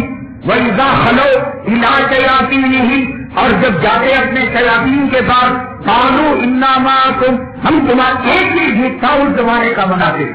اور آج جورو کے پاس جائے جورو کا غلام، اولاد کے پاس جائے اس کا بہانہ منہ چاٹنے والا، اور شادی کے محفل کے اندر جائے ایک نمبر کا نسل حرامی، مال اور دولت کے پاس جائے تو دنیا کا کتا، اور سیاسی کتوں کے پاس جائے زندہ باد مردہ باد. یہ ڈیجیٹل منافق. ابھی حال کے اندر آپ نے دیکھا ہوگا کہ ایک جو ہے سابق کاؤنسلر جو یہاں ہمارے مسجد کا افتتاح کیا انہوں نے آندھرا پردیش کے اندر. مسجد سیاسی اکھاڑا نہیں، مسجد کانگریس جنتا پارٹی کا نشانی نہیں. مسجد وَأَنَّ الْمَسَاجِدَ لِلَّهِ فَلَا تَدْعُوا مَعَ اللَّهِ أَحَدًا، مسجدیں اللہ کے لیے ہیں، اللہ کے علاوہ کسی اور کا نام نہ لو. مسجد پاک ہے. انما المشركون نجس فلا يقربوا المسجد الحرام بعد عامهم هذا، کہ آج کے بعد کوئی کافر، کوئی مشرک میرے اللہ کے گھر کے اندر قدم نہ رکھے. یہ مسجد ہے کھیل کھل والا. مسجد کا ادھاٹن ایک جوکر صاحب نے کیا، رشن کو کاٹ کر کسی شراب خانے کے اقتدا کی طرح، کسی جبے خانے کی، یہ ڈیجیٹل بنا کے ممبر پر بیٹھے گا، محراب پر بیٹھے گا، سب دین کی باتیں، سنت کی باتیں. اور جب تمہارا سامنے آیا، جب فلاں جو ہے پارٹی کے لوگ آئے تو ان کے ساتھ مل کر رشن کاٹا جا رہا ہے. اخباروں میں تصویر، یہ کسی سلیمہ گھر کا افتتاح نہیں، کسی شراب خانے کا افتتاح نہیں، کسی جوئے خانے کا افتتاح نہیں. ہم اگر کہیں تو لوگ کہتے ہیں کہ کسی عالم کو نہیں بخشتا، یہ عالم کی بات نہیں، یہ دین و اسلام کے ساتھ، شریعت کے ساتھ مذاق کی بات ہے. مسجد کا افتتاح ربن کاٹ کر، مسجد کے افتتاح میں مسجد کے افتتاح کے اندر پارٹیوں کا نام، مسجد کے اندر غیر مسلم مشرک ناپاک، کیا مقصد ہے بتائیے مجھے. اللہ کے لیے مسجدیں بچی ہوئی تھی سیاست کا کھانا بچنے سے. یہ ہائی ٹیک منافق ہے، یہ ڈیجیٹل منافق ہے. اس زمانے میں منافق صرف دو ہی کام، یا تو ایمان یا تو شیطان. اب جہاں جس رنگ میں جائے گا اس رنگ کے اندر رنگ جائے گا. چرسی سورج کی پوجا کرے گا، عورت کا حیض و نفاس کاٹے گا، اولاد کا پیشاب کا کھانا کھائے گا، دنیا میں جائے گا مال و دولت کو رام اور گنیش سمجھ کر پوجا کرے گا. سیاسی میدان کے اندر جائے گا، زندہ باد مرد آباد یہاں کرے کہا تھا جب اس نے دعائے قنوت پڑھا تھا اور وطر پڑھا تھا، سلسلے رکعت کو توڑ کر اس نے کہا تھا وَنَقْلَوْ وَنَقْرُكُ مَنْ يَفْجُرُكَ، اے اللہ تیرے نافرمان کا چہرہ ہم نہیں دیکھیں گے. پوچھا جا کر ونقروں کو میت جنوب کا ترجمہ کیا ہے؟ ترجمہ اگر گہرائی میں جاؤ، بے نمازی عورت سے صحبت بھی کرنا جائز نہیں ہے، اس کی گہرائی میں اگر جائیں گے آپ، بے پردہ عورت کو اس سے قربت کرنا جائز نہیں. آپ اللہ کو حاضر و ناظر جان کر جب آپ نے وطر کی نماز پڑھی تھی، آپ سے آپ کا خدا تھا، درمیان نہ کوئی زندہ باد مرد آباد تھا، نہ کوئی گنیش تھا، نہ رام تھا، نہ پیتا تھی، نہ آپ کی اولاد تھی، نہ آپ کی بیوی تھی. آپ اللہ سے کہہ رہے وہ نہ خلا ہو. خلا کے معنی کیا؟ چھوڑنے کے. بیوی خلا لیتی ہے، شوہر کو چھوڑ دیتی ہے. وہ نہ خلا ہو، اے اللہ ہم خلا لیتے ہیں، وہ نہ کو ہم چھوڑتے ہیں. دو مرتبہ کسے؟ میت جرم، اے اللہ جو جسے خدا پسند کرتا ہے ہم اس کو چھوڑتے ہیں، ہم نے اس سے خلا لے لیا. یہ حرامی کتے جو اسلام کے دشمن، جو مسلمان کے دشمن، جو قرآن کو مٹانے والے، جو ہندوستان مسلمانوں کا قتل عام مچانے والے، اللہ نے حلال کی ہوئی جانوروں کو، اللہ کے حلال کیے ہوئے جانوروں کو حرام کرنے والے، ان کی پھول مالا ڈالی جائے، ان کو مسجد میں ویلکم کیا جائے. اے خدا یہ کیا نظارہ دیکھنے کو مل رہا ہے. وہاں ہم کھلا لیتے ہیں، کھلا لینے کے بعد دینی شوہر سے مل سکتی ہے. وہاں کو ہم چھوڑتے ہیں، چھوڑنے کے بعد ٹھوکے ہوئے بلغم کو چاٹا جا سکتا ہے. ہم نے کفر کو ٹھوک دیا، ہم نے شرک کو ٹھوک دیا، ہم نے کفار کو ٹھوک دیا، ہم نے مشرکین کو ٹھوک دیا، ہم نے بے پردگی کو ٹھوک دیا، ہم نے داڑھی ملوں کو ٹھوک دیا اور پھر گلے لگائے. وَنَقْلَوْ کو مَنْ يَفْجُرُكَ، اے اللہ تیرے نافرمان کی ہمارے دلوں میں بغض ہے، عداوت ہے. محمد رسول اللہ والذین معہ اشداء علی الکفار، محمد صلی اللہ علیہ وسلم اللہ کے رسول ہیں اور وہ ان کے ساتھی ہیں، کفار پر سخت ہیں. اشداء علی الکفار، جو اللہ کی نافرمانیاں اسے دیکھ کر دل میں گھٹن پیدا ہوتی ہے، طبیعت میں غصہ پیدا ہوتا ہے. برائی کو دیکھ کر طبیعت گورے نہیں، اور داڑھی ملوں کو دیکھ کر، بے پردہ عورت کو دیکھ کر، ٹی وی کو دیکھ کر بے قراری نہ ہو، یہ ایمان کی علامت نہیں. رحماء بینہم، آپس میں رحم کرنے والے اور آپس میں کرم کرنے والے. میں یہ عرض کر رہا تھا اللہ کے نبی صلی اللہ علیہ وسلم کے کروڑوں اربوں خربوں احسانات، آپ کے ایک احسان کا بدلہ دودھ کی بات، پیشاب کا ایک قطرے کا حق پوری امت مل کر ادا نہیں کر سکتی. آپ نے میدان بدر کے اندر پسینے کا جو قطرہ نکالا، اس وقت پوری امت محمدیہ صلی اللہ علیہ وسلم اس کا حق ادا نہیں کر سکتی. نہ مسجد میں آئے تو حسن بصری اور بازار میں جائے ایک نمبر کا ویفر. اس زمانے میں منافق دو ہی کام. اب گھر گھر کے اندر ماڈرن ہائی ٹیک ڈیجیٹل منافق ملیں گے آپ کو. نام کے مسلمان فجر میں دیکھو کتنے آتے ہیں، ظہر میں دیکھو، عشاء میں دیکھو، برسات ہو جائے دیکھو، چہروں کو دیکھو، لباس ان کے سب چیزیں صحیح تھی. چہرے پر داڑھی تھی، جسم پر جبہ تھا، پیشانی پر گھٹا تھا، سر پر امامہ تھا، صحابہ کے مصلی تھے اور نبی کی مجلسوں میں آنے والے تھے. صرف ایک کام انہوں نے کیا کہ وہ ادھر جاتے ادھر کے ہوتے، ادھر جاتے ادھر کے ہوتے. ان کو کہہ دیا گیا ان المنافقین فی الدرک الاسفل من النار کہ ایک کم وقت یہی تم جو ہے جہنم کے مقام پر نہیں جائے گا، عیسائی نہیں جائے گا، مسیح بن کے نہیں جائے گا، تو وہاں پر جائے گا. ایک منافقت کر گربت رنگ کم بدلتا ہے. آج کا ہائی ٹیک ڈیجیٹل منافق اس سے زیادہ رنگ بدلتا ہے، اس سے زیادہ اس کے رنگ ہے. مسجد میں کچھ اور رنگ، دکان میں کچھ اور رنگ، آفس میں کچھ اور رنگ. جب منافقوں نے ایک منافقت کی اور ان کو وہ وہی سنائی گئی کہ جہنم کے نچلے طبقے میں آج کے ہائی ٹیک زمانے کا ڈیجیٹل منافق، اس کے لیے کیا اللہ تبارک تعالیٰ مقام رکھے ہوں گے. لگتا ہے وہ منافقین جو جہنم میں جائیں گے، نچلے طبقے میں جائیں گے، وہ پیشاب پاخانہ کریں گے، وہ پیشاب پاخانہ جس کھڈے میں گرے گا آج کا ڈیجیٹل منافق اس کھڈے میں جائے گا. انہوں نے صرف ایک کام کی، داڑھی نہیں کی، نماز کی. آج کے منافق میں نماز نہیں، آج کے منافق میں داڑھی نہیں، آج کے منافق میں جبہ نہیں، آج کے منافق کے اندر مسجد کی حاضری نہیں، آج کے منافق میں سنتوں سب کچھ تھا منافقوں میں. پیدا کرو الا شیاطین نہیں، صرف ایک منافقت تھی. ایک منافقت کر منافق ہو گئے اور ہزاروں منافقتیں کر بھی تم مسلمان ہو گئے. ہزاروں منافقتوں کے کھیل کر تم عاشق رسول رہو گے. تم کہو گے یہ نبیوں والا طریقہ، تم کہو گے تو حاضی طویل ادعو الی اللہ. نبی نہیں کہہ سکتے تھے، نبی نہیں بتا سکتے تھے. نبیوں نے ہر چیز کو بتایا، ہر فتنے کو بتایا. حضرت علی کرم اللہ وجہہ سے خطاب کر فرمایا اے علی تیری محبت سے ایک طبقہ جہنم میں جائے گا، اے علی تیری دشمنی میں ایک طبقہ جہنم میں جائے گا. آج دیکھیے کیوں جہنمی ہے جنتی ہے. جہنمی کیوں؟ حضرت علی کے بارے میں محبت اتنی کی کہ حضرت علی کا مقام بلند کر دیا، نبی کا مقام گھٹا دیا اور کیا اس سے کہتے ہیں کہ جبرائیل سے بھول ہو گئی کہ اللہ نے ان کو کہا تھا علی کے پاس وحی لے جانے کو، بھول کر محمد رسول اللہ کو. یہ سب آپ نے کہا شیعہ کے بارے میں، آپ نے کام نہیں کی کہ علی تیری محبت سے ایک طبقہ پیدا ہوگا جو جہنم میں جائے گا. روافض خارجی حضرت علی کے دشمن ہیں، اس کو خوارجی کتنا کہتے ہیں، خوارجی فرقہ کہتے ہیں. آقا نے حضرت علی کو خطاب کر کیوں حضرت عثمان کو نہیں کہا، کیوں آپ نے ابو بکر کو نہیں کہا، کیوں آپ نے حضرت طلحہ کو، حضرت زبیر کو، حضرت عبداللہ ابن مسعود کو کیوں حضرت علی؟ یہ ہو رہا تھا، اللہ کی طرف سے آپ کو وحی آئی تھی.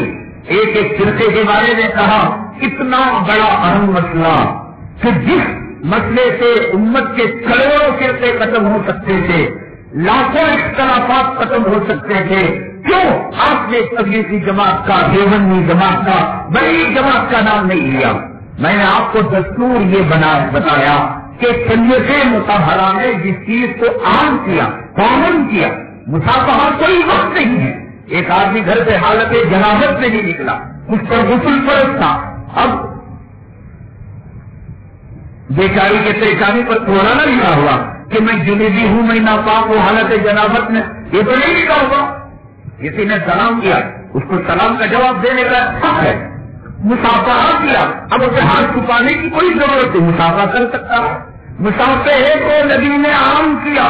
حدود بتائے کہ ٹھیک ہے عورت سے نہ ملے، وہ پردے کی باتیں ہیں، لیکن اس مسافرے کو اگر کوئی نمازوں کے بعد متعین کر دے، اب یہ بڑے لوگ فجر کے بعد مسافہ کرتے ہیں، اب یہ لوگ جمعہ کے بعد مسافہ کرتے ہیں، اب یہ عصر کی نماز کے بعد، کیوں ہم اس کو بدعت کہتے ہیں؟ کیا مسافہ گناہ؟ کیا مسافے کے بارے میں حدیث نہیں ہے کہ آقا نے فرمایا کہ جب دو مسلمان مسافہ کرتے ہیں تو ہاتھ کے چھوٹنے سے پہلے اللہ تعالیٰ ان کے گناہوں کو جھڑا دیتے ہیں؟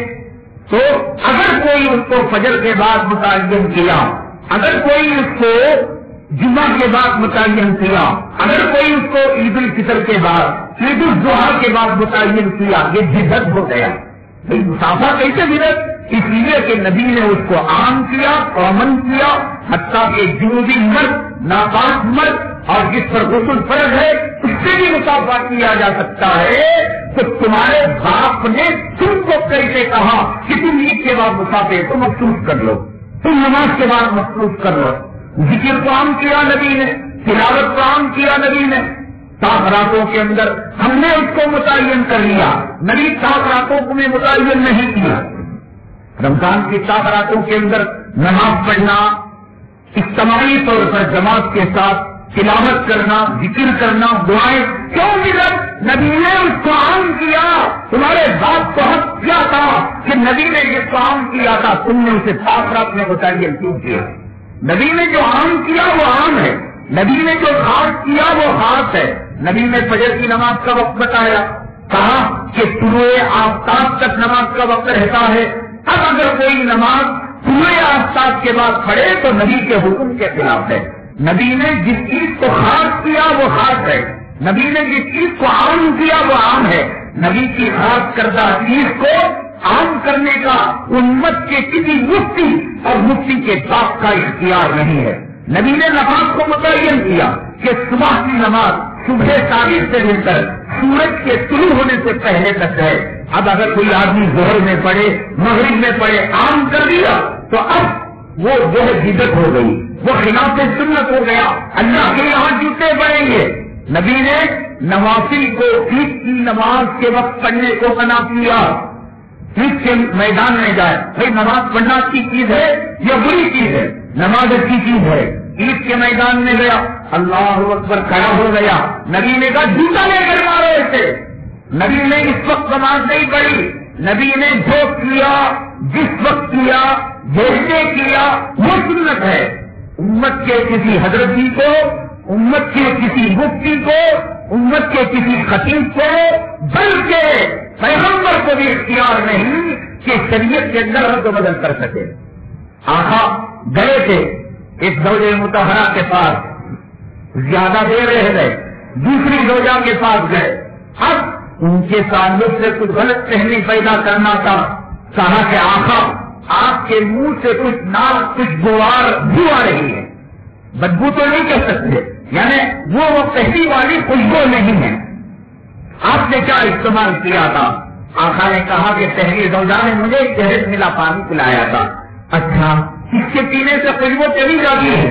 تو نبی نے شہد کو اپنے اوپر حرام کر لیا، حرام نہیں کیا۔ آپ حضرت ابوبکر صدیق کو نہیں کہا کہ دیکھو اب قیامت تک کے لیے امت پر شہد حرام ہے؟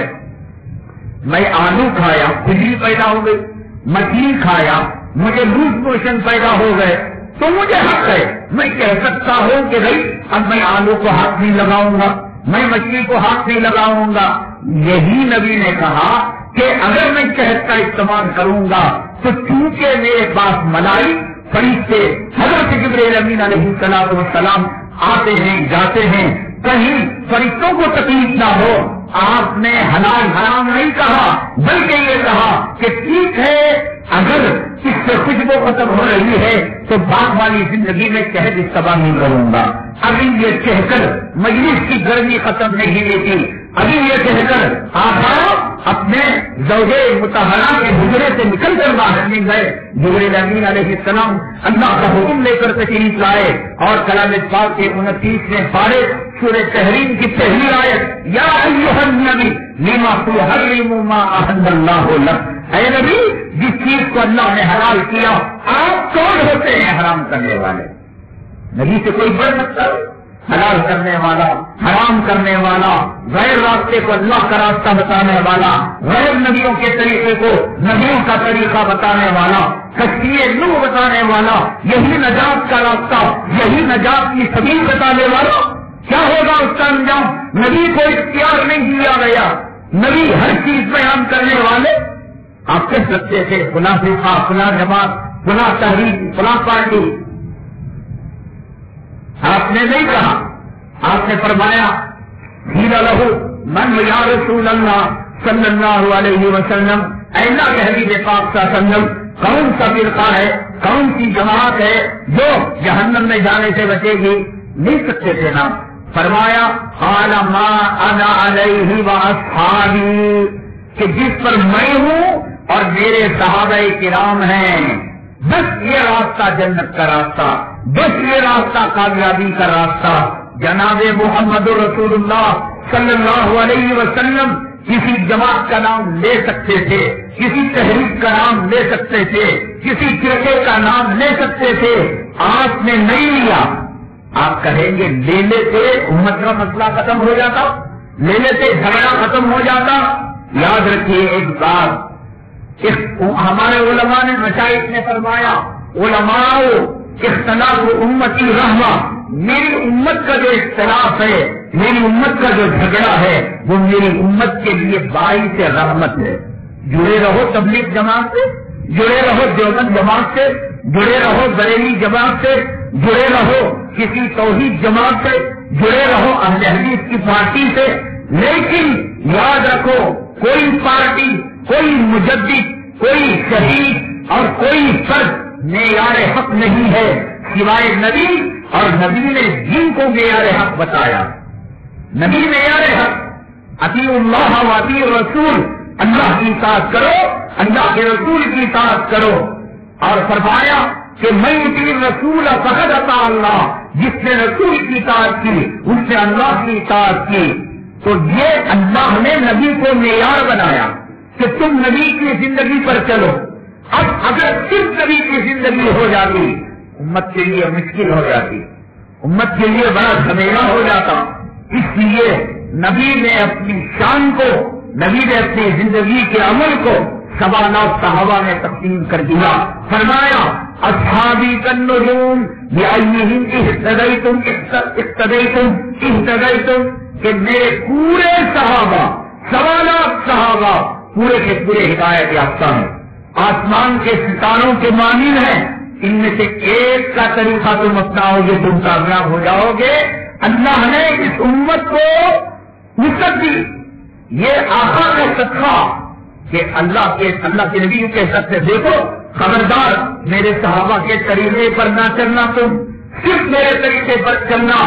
ارے سر پھوٹ جاتے، خونہ خونی ہو جاتی، ایک مؤذن اذان دیتا، وہ کہتا نہیں حضرت ابو محذورہ کی اذان نہیں، دوسرا مؤذن اذان دیتا، وہ کہتا حضرت بلال کی اذان نہیں، وہ کہتا ابو محذورہ کی اذان صحیح، وہ کہتا حضرت بلال کی اذان صحیح۔ حضرت ابو محذورہ کو نبی نے اذان سکھائی تھی اور حضرت بلال کو اذان سکھائی تھی۔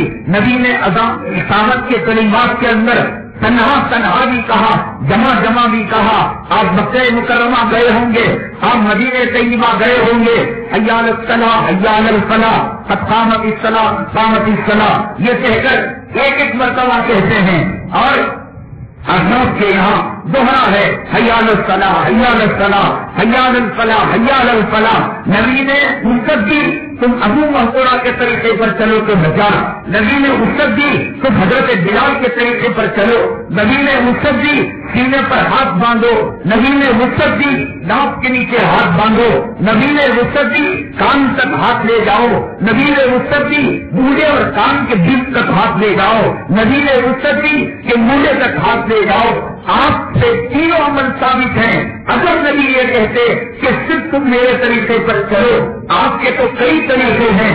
کلام پاک 19 لہجوں میں نازل کیا گیا، کیسے پتا لگے گا کہ ان 19 لہجوں میں یہی لہجہ جنتی لہجہ ہے، یہی لہجہ نبی کا لہجہ ہے؟ امت مسجد کو آنے سے پہلے خون خرابہ ہو جاتا، مسجد کی خالی خون سے سرخ ہو جاتی۔ یہ اللہ کے نبی کا احسان ہے۔ اللہ کے نبی نے فرمایا کہ اصحابی کالنجوم، میرے صحابہ ستاروں کے مانند ہیں، بأیہم اقتدیتم اہتدیتم، تمہاری نماز میرے صحابی کی کسی نماز سے مل جائے تمہاری نماز مکمل ہو گئی۔ نبی نے احسان کیا، ورنہ اس طرح سے لے کر آنا پڑے گا، ایک میجرمنٹ جو ہے تولنے ناپنے کا آلہ لانا پڑے گا۔ نبی مونڈے سے کتنے انچ اوپر آپ نے ہاتھ اٹھایا، نبی نے ہاتھ کا جو پھیلاؤ کیا وہ کتنے سینٹی میٹر تھا، حرام ہو جائے گا میرے اللہ کی قسم۔ اے نبی، آپ کا سچے میں امت پر آپ نے احسان فرمایا، کرم فرمایا، کان تک لے جاؤ، مونڈوں تک لے جاؤ، بیچ تک لے جاؤ، کچھ کہا ہاتھ باندھا۔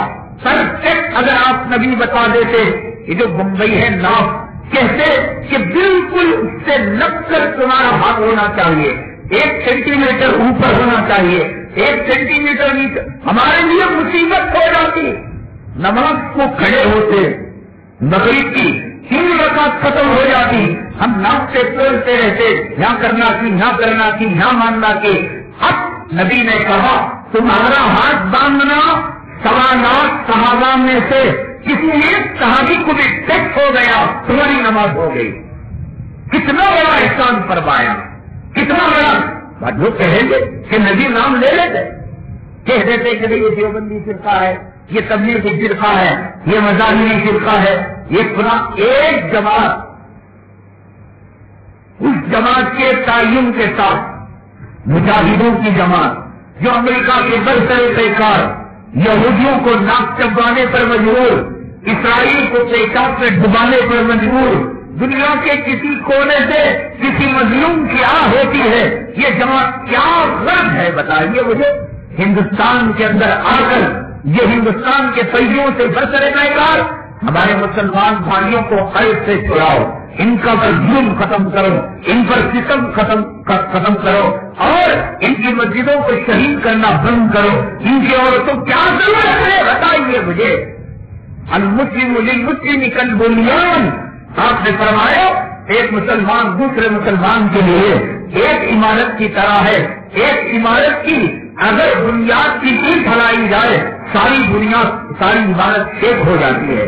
ایک جسم کی طرح ہے، پیر میں کانٹا چھپتا ہے، آنکھ سے آنسو کا قطرہ نکلتا ہے، منہ سے آہ نکلتی ہے، اگر منہ سے پوچھو اے منہ کیا تجھے کانٹا ہوا تھا، اے آنکھ کیا تجھے کانٹا چبھا تھا، تیرے آنسو کیوں نکل رہے ہیں، تیرے منہ سے آہ کیوں نکل رہی ہے، تو منہ کہے گا، آنکھ کہے گی اجی ہم ایک جسم ہیں۔ یہ دنیا کے کسی چپے میں کسی مسلمان ماں اور بہن کے آبرو ہوتی ہے۔ اس جماعت کو تو آپ نے متعین فرمایا، یہ مجاہدوں کا دستہ، اس میں کوئی مسلک نہیں، اس میں کوئی فرقہ نہیں، اس میں کوئی تحریک نہیں، اس میں کوئی جماعت نہیں، مجاہد خود ایک فرقہ ہے، یہ جنتی فرقہ ہے، یہ شہداء کا فرقہ ہے، ان پر خدا کو ناز ہے، اس پر نبی کو فخر ہے۔ نبی نے کہا اللہ مجھے زندگی دے، اللہ مجھے موت دے، اللہ مجھے زندگی دے، اللہ مجھے موت دے، 3 مرتبہ فرمایا میں شہادت کو گلے لگاؤں گا جب کبھی خدا مجھے زندگی دے گا۔ آپ نے فرمایا جنتی جنت میں جا کر کوئی حسرت باقی نہیں رہے گی، اسے حور ملے گی، اسے غلمان ملیں گے، اسے بہتی لہریں ملیں گی، اسے محنات ملیں گے، وفیہا ما تشتہیہ الانفس وتلذ الاعین، جو نفس چاہے گا، جو اس کی آنکھ چاہے گی، سب کچھ ملے گا، لیکن شہید کو حسرت رہے گی۔ شہید کہے گا اے اللہ شہادت میں جو مزہ تھا وہ جنت میں مزہ نہیں ہے، مجھے دنیا میں بھیج، میں شہادت کی لذت پانا چاہتا ہوں۔ یہ وہ شہداء کا دستہ، یہ وہ جو شہداء کی جماعت جو دنیا کے چپے چپے میں پھیل کر یہودیوں کو للکار رہی ہے، آپ نے ان کا نام لیا، آپ نے اس فرقے کی نشاندہی کی۔ یہ نہیں کہا یہ لوگ سینے پر ہاتھ باندھنے والے، یہ نہیں کہا یہ لوگ زور سے آمین بولنے والے، یہ نہیں کہا آہستہ آمین بولنے والے، یہ نہیں کہا 8 رکعت تراویح پڑھنے والے، یہ نہیں کہا کہ 20 رکعت تراویح پڑھنے والے۔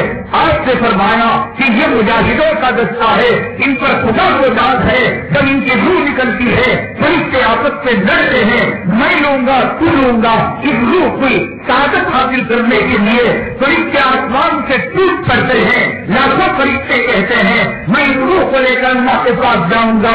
اللہ آئیں گے، فرشتوں کو الگ کریں گے، فرشتوں کو پوچھیں گے اے فرشتوں کیا تم نے اس کے بدن کے اندر روح ڈالا تھا، کیا تم اس کے بانی کو، کیا تم اس کے خالق ہو، کیا تم اس کی زندگی اور موت کے پیدا کرنے والے ہو؟ فرشتے کہیں گے نہیں، پیدا میں نے کیا تھا، آج میں روح کو ان کے لے کر آسمان پر جاؤں گا۔ یہ وہ جواب ہے، اس کے لیے سربلندی ہم اس کو جو ہے داد دیں گے، ہم اس کو سلام کریں گے، ہم اس کو تہجد میں دعائیں کریں گے، ہم اس کے لیے اپنی پنگے بچھائیں گے۔ اگر کوئی یہ کام کرنے والا ہو، اس کام کو چھوڑ کر دیوبندی میں جنتی، بریلوی میں جنتی، سب سوائے صحابہ کرام کے نبی نے کسی کو معیار حق نہیں بنایا۔ دیکھیے حضرت مولانا قاری محمد طیب صاحب اللہ تعالیٰ کروڑوں رحمتیں آپ کی قبر مبارک پر نازل فرمائے. حضرت نے مسئلہ چٹکی میں حل کر دیا. فرمایا کہ پیغمبر ہمارے لیے سورج کے مانند ہے، وہ ہدایت کا چراغ ہے، وہ ہدایت کا سورج ہے وہ. لیکن سورج کو کوئی دیکھ سکتا ہے؟ دیکھ سکتا ہے آنکھیں سے آنکھیں ملا کر؟ نہیں دیکھ سکتا. دنیا کے بارے میں قرآن نے بار بار کہا کہ کل سیرو کنر، زمین میں پھرو، دیکھو کہ اللہ کی نشانیوں کو دیکھو، اللہ کی عبرت کو حاصل کرو. وفی انفسکم افلا تبصرون، کیا تم نہیں دیکھتے کہ تمہارے جانوں کے اندر ہم نے نشانیاں رکھی؟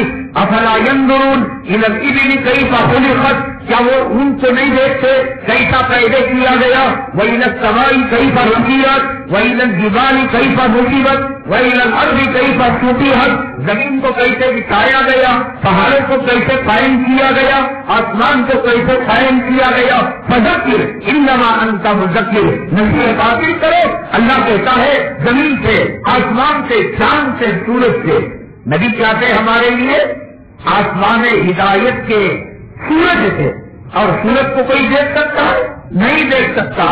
تو جب سورج کو نہیں دیکھ سکتا تو سورج سے منتقل اللہ نے فضا کو پیدا کیا، اللہ نے ایک آب و ہوا کو پیدا کیا، ایک جو ہے اللہ نے اوپر سورج کے متصل ایک ایسی جگہ کو پیدا کیا جو سورج کی گرمی کو سنبھال سکتی ہے. سورج زمین کے قریب آ جائے ہم جی سکتے ہیں، زمین باقی رہے گی، زمین پگھل جائے گی. اور اللہ نے سورج کے قریب جو ماحول بنایا، سورج کے گرد اللہ نے جو فضا پیدا کی، اللہ نے اس میں طاقت رکھی کہ سورج کی روشنی میں وہ ضم ہو گیا، سورج کی حرارت کو برداشت کرنے کا لائق بنا.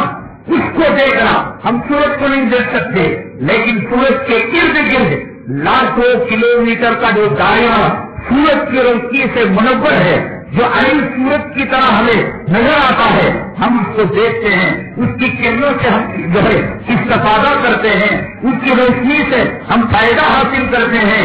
اسی طرح اللہ تبارک تعالیٰ نے قیامت تک آنے والی نسل انسانی میں حضرات صحابہ کرام کو نبوت کے سورج کے سامنے فضا بنا کر لگا دیا.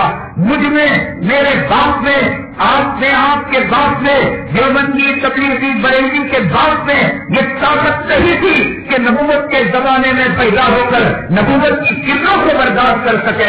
یہ صدیق کا کلیجہ تھا، یہ فاروق کا حوصلہ تھا، یہ حنظلہ کی ہمت تھی کہ نبی کے زمانے میں خدا نے پیدا کیا اور سورج کی نبوت کی کرنوں کو انہوں نے برداشت کیا. میں ہوتا، آپ ہوتے، ابو جہل ہوتے، ابو لہب ہوتے، عبداللہ ابن ابی ابن سلول ہوتے، اور عبداللہ ابن سبا ہوتے، اتبا ہوتے، شیبہ ہوتے، یہ خدا جانے. اللہ نے ان کو پیدا کیا کہ نبی کی نور نبوت اور نبی کی سورج کی کرنے کے تاپ کو یہ برداشت کر سکے. اور جس طریقے سے ہم سورج کو نہیں دیکھ سکتے، کہ آپ دیکھیے شمائل ترمذی، امام ترمذی رحمت اللہ علیہ کی کتاب ہے. نبی کریم جناب محمد رسول اللہ صلی اللہ علیہ وسلم کے چہرے انور کو صحابہ بیان کرتے ہیں. ہر صحابی کا بیان دوسرے صحابی سے جدا ہے. نبی کے چہرے انور کے بارے میں کوئی کہتا ہے لمبا چہرہ، کوئی کہتا ہے گول چہرہ، کوئی ناک کی کوئی شکل، کوئی آنکھوں، بھائی چہرہ ایک اور دسیوں صحابہ دسیوں طریقے سے بیان کرے، یہ کیسے ہو سکتا ہے؟ الیاذ باللہ، کیا صحابہ منمانی کر رہے تھے؟ کیا صحابی جھوٹ بول رہے تھے؟ علماء نے بیان فرمایا کسی صحابی میں وہ طاقت نہیں تھی کہ نور نبوت اور نبوت کے چراغ اور نبوت کے سورج کو آنکھوں سے آنکھیں ملا کر دیکھے. ہمت نہیں تھی. وہ جب دیکھ لیا تو دیکھ لیا، اور جو دیکھا اس کو انہوں نے حدیث میں بیان کر دیا. وہ جلال تھا نور نبوت کا، نبی کے چہرے پر وہ آب و تاب تھی، وہ جلال جمال تھا. ہمیں کیا برداشت نہیں کرے؟ اس زمانے میں ویڈیو نہیں، SMS نہیں، اس زمانے کے اندر چیٹنگ نہیں، اس زمانے میں بلو فلم نہیں، اس زمانے میں سنیما نہیں. اس زمانے کے اندر جو صحابہ جن سے اللہ راضی وہ اللہ سے راضی، جو معیار حق ہے نبی کے چہرے کو دیکھو جاؤ کمائے پھر ملی۔ میں نے شروع میں کہا تھا نا، اللہ سے حق مانگ کر بیٹھو، دودھ کا دودھ ہو جائے گا، پانی کا پانی ہو جائے گا۔ نبی کے صحابہ جن کو اللہ نے قیامت تک آنے والی نسل انسانی میں چن دیا، اس کے اندر ہمت نہیں تھی۔ سمائے ترمذی تو نبی کی چال، نبی کی ڈھال ہر ایک کو صحیح بیان کر رہے ہیں، لیکن جب نبی کے چہرے کا بیان آتا ہے کوئی صحابی کچھ، کوئی صحابی کچھ، کیوں؟ اس لیے کہ نبی کے چہرے کو دیکھنے کی ہمت کسی میں نہیں تھی۔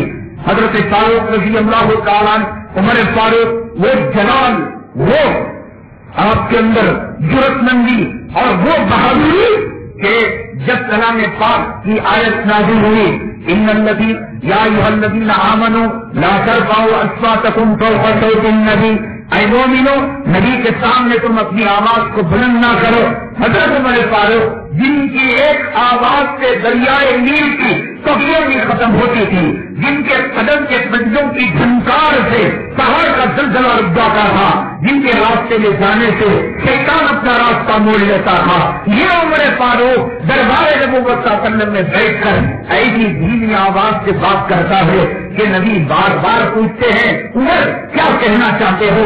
انفاستوں تک اپنے آواز کو تھوڑا بلند کرو۔ کیا سمجھتے ہیں آپ آقا کے چہرے کو؟ یہ صحابہ ایسے ہی پیدا ہو گئے۔ یہ سورج کے قریب جو فضا ہے، اگر یہ زمین اللہ وہاں رکھتا، اگر اللہ اطارت زحل میں صحیح کو رکھتا، یہ پگھل کر ریزا ریزا ہو جاتا۔ یہ ہمالیہ پہاڑ اللہ سورج کے قریب رکھتا، سورج کے قریب جو فضا ہے اللہ نے اس میں اتنی طاقت دی ہے کہ وہ سورج کی حرارت، سورج کی کرنیں اور سورج میں وہ اتنا مل جائے اور سورج اس میں اتنا مل جائے کہ اس روشنی کو دیکھ کر ہم کہتے ہیں کہ آج سورج نکلا ہے، اس کے اندھیرے کو دیکھ کر کہتے ہیں کہ آج سورج بادلوں کے پیچھے چھپ گیا ہے۔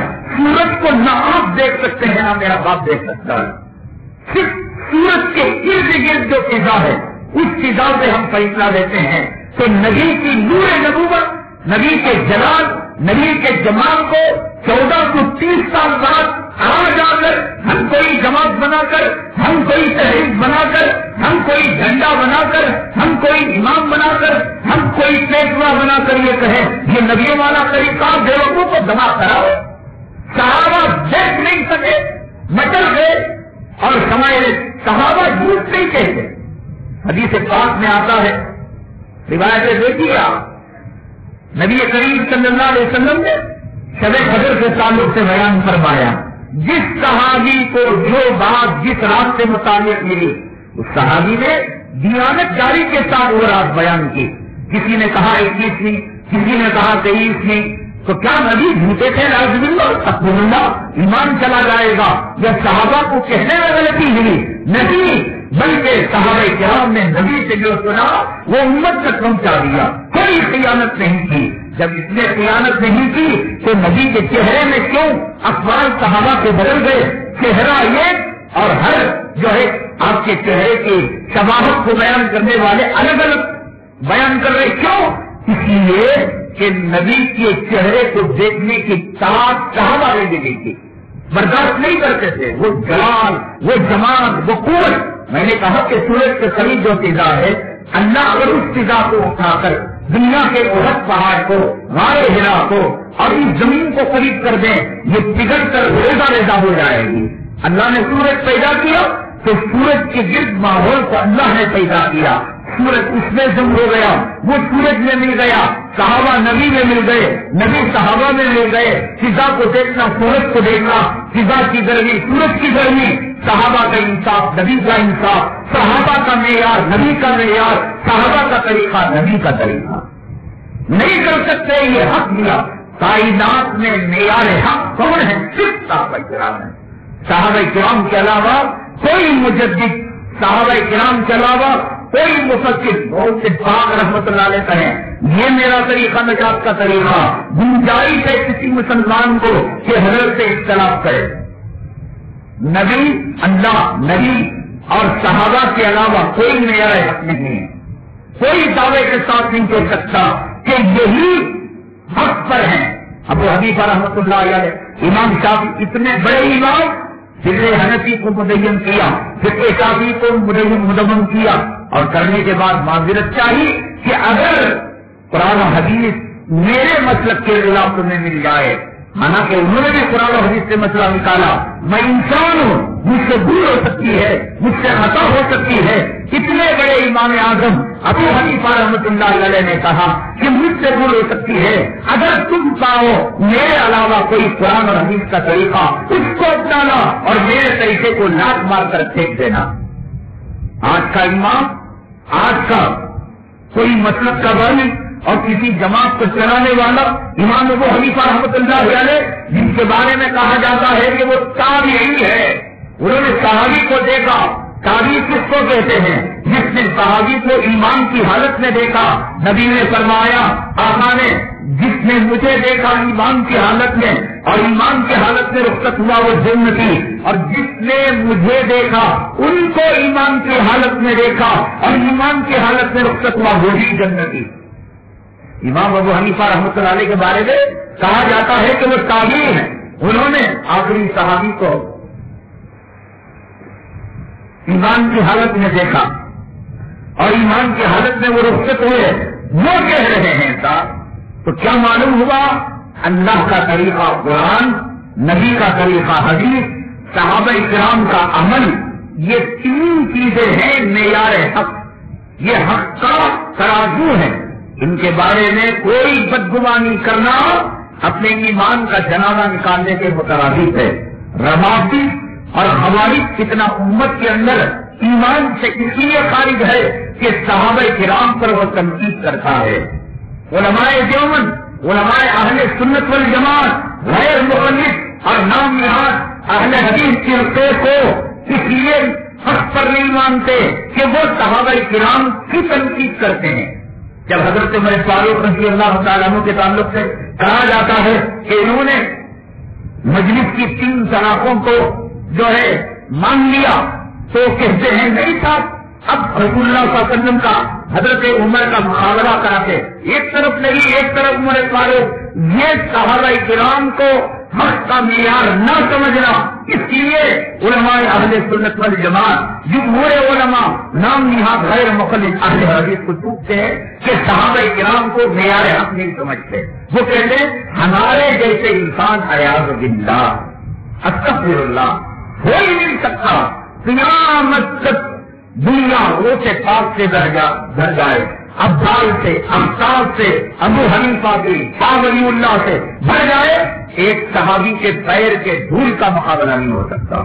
صحابہ کرام معیار حق ہے، صرف دنیا میں یہی ایک صحابہ کرام ہیں کہ جن کے طریقے پر چل کر ہم کہہ سکتے ہیں ہذہ سبیلی ادعو الی اللہ، یہ اللہ کا راستہ ہے، یہ صحابی کا راستہ ہے۔ ہم کہہ سکتے ہیں صحابہ کے طریقے کو یہ کشتی نوح ہے، ہم کہہ سکتے ہیں صحابہ کے طریقے کو یہ نجات کا راستہ ہے، ہم کہہ سکتے ہیں صحابہ کے طریقے کو فی سبیل اللہ۔ اس کے علاوہ اور مجدد، اس کے علاوہ اور سنہا، اس کے علاوہ اور لوگوں کے طریقوں سے اختلاف کیا جا سکتا ہے۔ کوئی ایسا نہیں جس کا طریقہ ہر پہ آخر ہو، آخری فیصلہ ہو۔ قاسم نانوتوی رحمۃ اللہ علیہ دیوبند کے بانی، دنیا والے دیوبندی یہ نہیں کہتے آپ کا فیصلہ آخری فیصلہ ہے۔ دیوبندی علماء میں کئی مسئلوں میں آپس میں اختلاف ہے۔ شیخ الاسلام حضرت مولانا حسین احمد مدنی نور اللہ مرقدہ جماعت کے ساتھ تہجد پڑھنے کے قائل تھے۔ آپ اعتکاف کی حالت میں رمضان المبارک کے آخری رکعے کے اندر جماعت کے ساتھ تہجد پڑھا کرتے تھے، لیکن دیوبندی علماء اختلاف کرتے ہیں۔ اگر میں شیخ الاسلام کا پجاری ہوں تو میں کہوں گا کہ شیخ الاسلام نے جو کہا وہ صحیح ہے، جو کیا وہ صحیح ہے۔ نہیں، میں شیخ الاسلام کا پجاری نہیں، میں دیوبند کا پجاری نہیں، میں صحابہ کرام کو معیار حق سمجھتا ہوں۔ صحابہ کرام نے کیا کیا، نبی نے آپ کو کیا بتایا؟ آپ نے فرمایا کہ علیکم بسنتی وسنت الخلفاء الراشدین، کہ تم پر جیسے میرے طریقے پر چلنا ضروری ہے ایسے صحابہ کرام کے طریقے پر چلنا ضروری ہے۔ یہی وہ صحابہ کرام ہیں کہ جن کے بارے میں کہا گیا کہ یہ وہ لوگ ہیں کہ اولئک هم المہتدون، یہ ہدایت یافتہ ہیں، یہی وہ لوگ ہیں کہ اگر آمنوا بمثل ما آمنتم به فقد اهتدوا، تمہارا ایمان ان کے ایمان سے مل جائے، تمہاری نماز ان کے نماز سے مل جائے، تمہارا حج ان کے حج سے مل جائے، تمہارا روزہ ان کے روزے سے مل جائے، تمہاری زکات ان کے زکات سے مل جائے کہ فقد اهتدوا، تو اللہ نے کہا کہ تم کامیاب ہو گئے۔ صرف دنیا میں کون معیار حق ہے؟ اللہ کے رسول، قرآن، حدیث اور اس کو بیان کرنے والے صحابہ۔ نبی معیار، اور نبی نے جس کو کہا میں امام، لیکن میں جس کو امام بنا وہ بھی امام ہے۔ سمجھ گئے آپ کا آفیسر ہے، وہ کہیں چھٹی پر جاتا ہے لیکن آپ کو اس کی ذمہ داری دے کر جاتا ہے تو آپ بھی ذمہ دار بن گئے ہیں، آپ بھی اس کے والی اور متولی اور حاکم بن گئے ہیں۔ بادشاہ دوسرے ملک کو گیا، اپنی جگہ کسی کو بٹھا کر گیا، اس کی ذمہ داری بھی وہی ہے۔ تو نبی معیار حق، اور نبی نے جن کو معیار حق بتایا وہ بھی معیار حق۔ اب میں آپ کو تفصیل کے ساتھ بتاؤں گا یہ جو جتنی تحریکیں اور جتنی جماعتیں ہیں، جیسے تبلیغی جماعت ہے، دیوبندی جماعت ہے، اور اسلامی جماعت ہے، فلاں جماعت ہے، فلاں جماعت ہے، فلاں جماعت ہے، ان میں ہم کیا کر سکتے ہیں؟ آج کے اس پرفتن دور میں، آج کے اس پرخطر زمانے میں گلی گلی کتنا مسجدوں میں ربن کٹ رہا، ڈھیر سما آ رہا ہے، ویڈیو گرافی ہو رہی ہے، اور امام ایک جو ہے خطیب بیان کیا، ہیلی کاپٹر آئی کمار سامی کی، پوری مسجد بھیڑ کو دیکھنے چلی گئی۔ شریعت کا تلوارا، مسجد کا تلوارا، نماز کا تلوارا، ڈاکو کے شکل میں آتا تھا، منافق کے شکل میں آتا تھا۔ نبی کے زمانے میں معلوم تھا عبداللہ ابن ابی ابن سلول پارٹی منافقوں کی جماعت، اللہ کے نبی کو ان کی پوری فہرست دے دی تھی، ان کے نام دے دیے تھے، ان کے پتے دے دیے تھے، لیکن آج گھر گھر کے اندر ایک منافق ہے، ایک عبداللہ ابن سبا ہے، ایک عبداللہ ابن ابی ابن سلول ہے، ایک ادبا ہے، ایک سیبا ہے، بڑا پوری زبان، اور بغیر تحریک، بغیر جماعت میں جڑے بھی کامیاب نہیں ہو سکتے۔ آج اگر کوئی کہے کہ صاحب حضرت بڑا اچھا بیان تھا، ہم قرآن کو لے لیں گے، حدیث کو لے لیں گے، صحابہ کو لے لیں گے تو ہم کامیاب ہو جائیں گے، بھاڑ میں جانے دو ان جماعتوں کو، ایسا بھی نہیں ہو سکتا۔ جماعت ہوگا، نبی نے فرمایا جب اللہ علی الجماعت، اللہ کی مدد، اللہ کی نصرت جماعت کے ساتھ ہے۔ اب سوال اتنا تو یہاں تک آ چکے ہیں کہ جماعت لازم ہے، صحابہ کرام کی بھی جماعت تھی، معیار حق صرف صحابہ کرام پر ختم ہو گیا، تابعین بھی معیار حق نہیں ہے۔ معیار جن کو دیکھ کر ہم اپنی منزل پہچان سکتے ہیں، اللہ کی کتاب، نبی کی حدیث اور سوالات صحابہ، اس کے علاوہ کسی کو ہم معیار حق نہیں بنا سکتے، کسی کو یہ نہیں کہہ سکتے یہ آخری فیصلہ ہے۔ حضرت شیخ الاسلام آخری ہیں، حضرت غوث پاک آخری ہیں، حضرت نظام الدین اولیاء آخری ہیں، حضرت فرید الدین گنجکر آخری ہیں، مولانا قاسم نانوتوی آخری ہیں، اشرف علی تھانوی، مولانا الیاس صاحب، آپ یہ نہیں کہہ سکتے یہ ایمان ہے ہمارا۔ اب ایمان ہے تو کرے تو کیا کرے، مرے تو کیا مرے۔ اب کون سی جماعت کو پکڑے، کون سی تحریک کو پکڑے؟ دیکھے جو کام کرنا ہو اللہ کی مرضی سے کرے، اللہ کے اشارے سے کرے، منمانی نہ کرے، خواہشات کی اتباع نہ کرے۔ میں نے بتایا تھا حضرت موسیٰ علیہ السلام کے پیٹ میں درد ہوا تھا، موسیٰ علیہ السلام کا اللہ نے وحی دے دی، جائیے فلاں جنگل کے اندر فلاں درخت کا جڑی بوٹی کھائیے، تو گئے، آپ نے جڑی بوٹی کھائی، اللہ کے فضل و کرم سے شفا ہو گئی۔ اور دوسری مرتبہ جب حضرت موسیٰ علیہ السلام کو پیٹ کا درد ہوا تو آپ کو وہ حکم یاد آ گیا کہ اللہ نے فرمایا تھا کہ فلاں جنگل میں فلاں جہاڑ کے اندر فلاں جڑی بوٹی کھانے سے پیٹ کا درد دور ہوتا ہے۔ آپ گئے، اس جڑی بوٹی کا استعمال کیا، لیکن پیٹ کا درد اور بڑھ گیا، لوگ کوٹ کرنے لگے، جان کو نیچی عالم آ گئی۔ کیا فرق تھا؟ اسی حکم پر چلے تھے، اسی راستے پر چلے تھے۔ پیغمبر اپنی مرضیات پر چلتے ہیں، نبی اپنی مرضیات پر چلتے ہیں، اللہ کا حکم نہیں ہوتا، اللہ کا اشارہ نہیں ہوتا۔ جو چیز پہلی مرتبہ شفا تھی وہی چیز دوسری مرتبہ موت کا سبب بن جاتی ہے۔ موسیٰ علیہ السلام نے اللہ سے پوچھا، اے اللہ میں نے کیا خلاف کیا؟ آپ نے جس درخت پر جانے کا حکم دیا، جو پتا کھانے کا حکم دیا، جتنا کھانے کا حکم دیا، اتنا ہی تو میں نے کھایا تھا، لیکن پہلی مرتبہ شفا اب بہت کے منہ میں چلا گیا۔ اللہ نے بتایا موسیٰ پہلی مرتبہ میرے حکم سے گئے تھے اور دوسری مرتبہ اپنی مرضی سے گئے تھے۔ مرضیات پر چلنے کا یہی انجام ہوتا ہے لوگوں۔ بہرحال اللہ تبارک تعالیٰ سے ہدایت مانگو، اللہ سے صراط مستقیم مانگو۔ ہم نہ کسی جماعت کے مخالف ہیں، خاص طور سے بعض تبلیغی احباب والے نہ مچا رہے ہیں کہ صاحب مولانا تبلیغی جماعت کے خلاف کہہ دیا۔ اس منبر رسول پر میں بتاؤں آپ کو، اپنے بچے کو چلے کے لیے بھیج رہا ہوں میں اسی ہفتے۔ اگر میں جماعت تبلیغ کا مخالف ہوتا، اگر وہ کہتا تو میں اس کو دو آپشن دیتا، یا گھر سے نکل کر چلا جا یا تبلیغی جماعت کے چلے سے باز آ کر گھر میں بیٹھ جا۔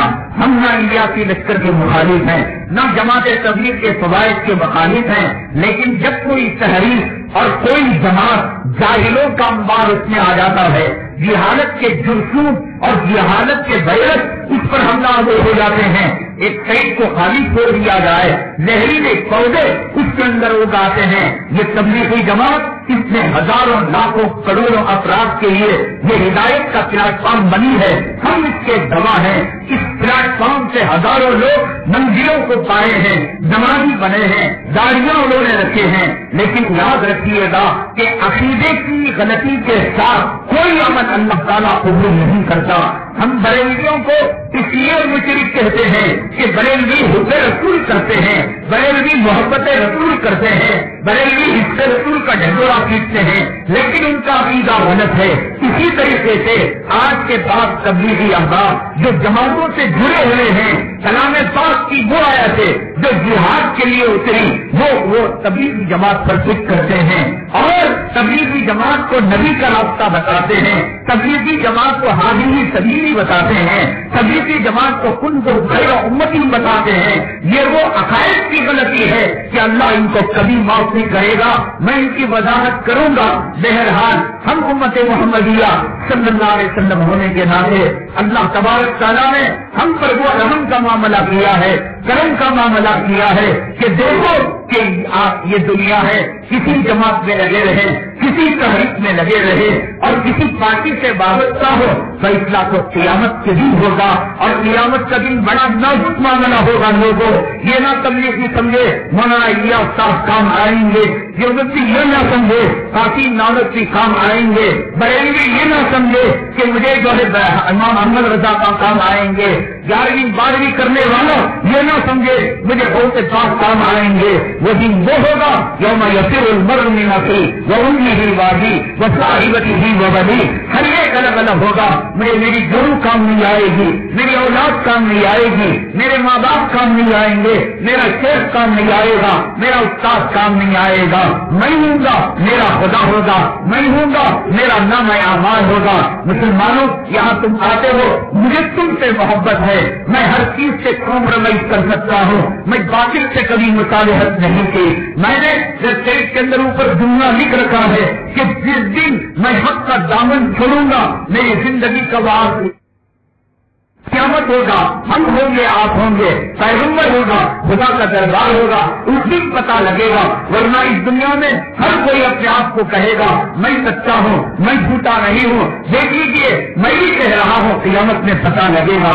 میں آپ کو وہ طریقہ بتانے جا رہا ہوں کہ آپ چاہیں گے کہ جب آپ کا نام اعمال آپ کو دیا جائے، پیغمبر آپ کے ساتھ ہو، رسول کریم صلی اللہ علیہ وسلم اگر آپ کے ساتھ ہو، آپ کا نام اعمال دائیں ہاتھ میں نہیں دیا جائے گا۔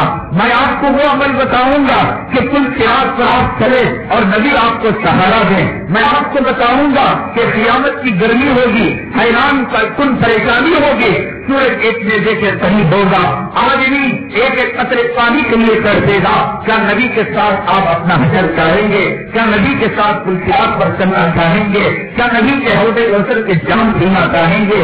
کیا جب آپ کے نام اعمال آپ کو دیا جا رہا ہو، کیا یہ چاہیں گے کہ نبی آپ کے ساتھ ہو اور نبی ساتھ ہو؟ اللہ کی ذات سے امید ہے اللہ ہمارے عمل کو دیکھے بغیر نبی کے سچے میں ہمارے نام اعمال کو سیدھے ہاتھ میں دے دے گا۔ یہ محبت ہی کہ ہم نبی کے خزانوں میں سے 2 سیکنڈ کا عمل ہے جس کو صبح میں کرنا ہے اور شام میں کرنا ہے. اس 2 سیکنڈ کے عمل سے آخرت کا اتنا بڑا خزانہ لے کر ہم اگلی جماعت کی خدمت میں حاضر ہو رہے ہیں. اللہ تعالیٰ ہمیں حق دکھائے, حق پر عمل کرنے کی توفیق نصیب فرمائے. اللہ ہمیں باطل کو باطل دکھائے اور باطل سے بچنے کی توفیق نصیب فرمائے. انشاءاللہ اگلی جمعہ ایک چھوٹا سا وہ عمل جس عمل کے سبقے میں آپ میدان محشر میں نبی کے ساتھ حشر فرمائیں گے اور صحیح حدیثوں میں اس کا تذکرہ ہے. انشاءاللہ اس عمل کے ساتھ حاضر خدمت ہوں گے. اللہ تبارک تعالیٰ ہمیں حق پر چلنے, حق پر مرنے کی توفیق نصیب فرمائے. آمین. واقعہ الحمدللہ.